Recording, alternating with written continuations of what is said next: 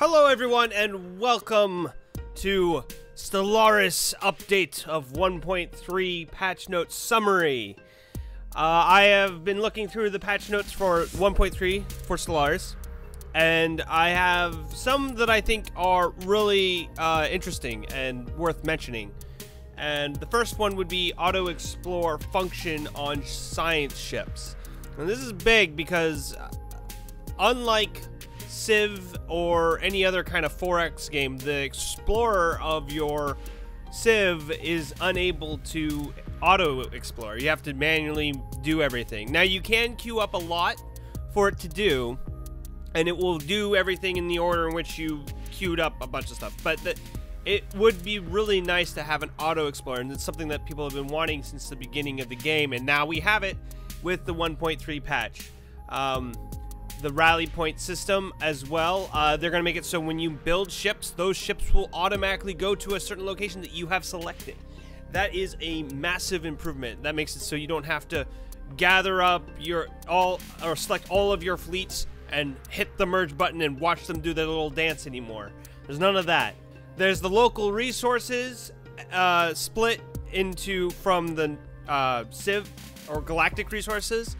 Let me explain a little bit about that.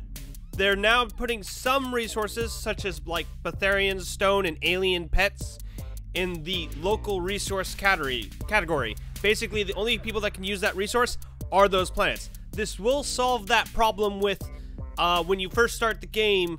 If you have any sectors that have Betharian power plants, if they've been cut off from their Betharian supply, there will be a message saying, hey, you have a Betharian plant that's not doing anything, and you have to replace it, but you can't because it's a sector and it's doing its own thing. That will fix that, because you can no longer build a Betharian plant where there is no Betharian stone. And so there will be a lot of resources. The terraforming resources are still going to be pooled together throughout your empire, but there's going to be a lot of local resources that are individually calculated for those planets. One of the big changes that's going to happen is the ship dedicated roles. You're going to have your different class of ships, your corvettes, your destroyers, your cruisers, and your battleships fit in within a certain role within a fleet. Your corvettes are going to be something that can go into close range and counter capital ships with vast numbers. Destroyers are going to be your screens. They're the ones that sit up front and make sure that your more expensive ships aren't targeted by other ships or enemy ships. Cruisers are close-range capital ships. They'll be able to go toe-to-toe with battleships. Probably a pair of cruisers could take on a battleship if they get close enough. Your battleship's main focus is going to be able to shoot from long range. If you can get far enough away from a enemy fleet and you can just bombard it with battleships, that will be a fantastic strategy. So there's that. Those are the dedicated roles. There's going to be additions to torpedoes. There's going to be torpedo slots as opposed to just small, medium, and large. So they're going to add a torpedo which only torpedoes can go into, and it's going to only be available for, say, the small like corvettes or the I think the battleships still have their large the large torpedo, the neutron torpedoes. And so that will still be a thing. And then they're going to make it so that there's point defense slots. So your point defense no longer go into small slots, and those are going to be more for destroyers. So your destroyers are going to have point defense slots. And so this is kind of the way they're going to go about doing it. Your destroyers are going to be able to take out torpedoes and serving as a good counter to a bunch of corvettes, really. And so it will also give a reason to use missiles.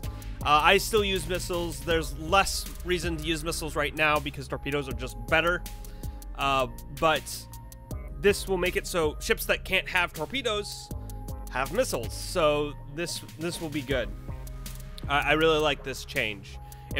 I kind of already use the ships as they've assigned for the dedicated roles, but this just makes them a little bit more specialized and kind of some people might be upset because it might lower the versatility of all the ships of each class, but I think overall it's a good way because it's basically what you use those ships for anyways. There's another change that's happening which I didn't really know much about, and I was kind of like hesitant to say that I liked it. I do like it now, and it's the alliances, no longer having alliances and only having federations. So instead of having that step between not having a federation and having an alliance, they're just going to do away with that. You can just immediately form a federation.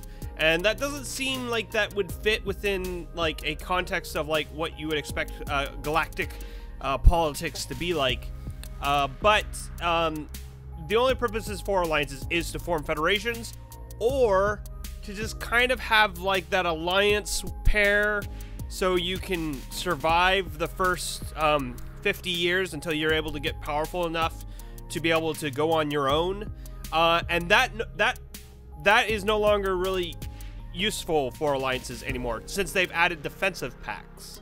So instead, you can try to get a defensive pact, make sure that if someone goes to war with you, you can have your buddy join you, and they've already agreed to it, and then you can grow and grow until you no longer need a defensive pact anymore. So that's what I'm thinking, is alliances really serve no purpose for anyone, so they just got rid of it, and I think that's a fair thing to do. Another big change. I think there are two big changes in this patch. One was the ship dedicated roles, and the other one is this, which is the planet classes reworking. So they're going to make it so instead of having your 7 planets, you're going to have 3 categories of planets. You're going to have dry, wet, and cold. Each category will have 3 different planets. Now this means that they're going to add 2 new planet types into the game. Wet will continue to have your oceanic, your continental, and your tropical. Those 3 all exist currently in the game. Dry is going to have desert, arid, and add another one, which is savanna. So we're going to have another extra planet, savanna type. And then in cold, we're going to have our tundra and our Arctic. And then they're also going to add the alpine world. And so we're going to have 2 additional worlds that we can live on. And so that adds many more different planet combinations that you can do.